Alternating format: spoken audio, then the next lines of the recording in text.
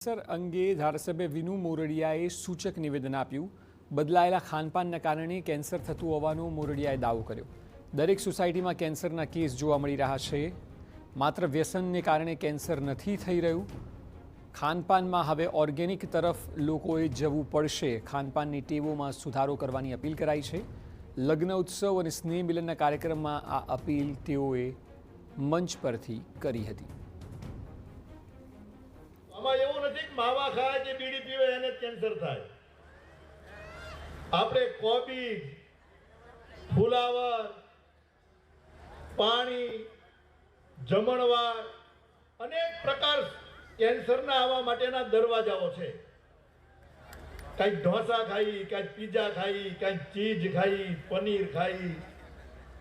આપણી પાસે ગાયો જ એટલી નથી તો તમને પનીર બનાવીને દે કોણ?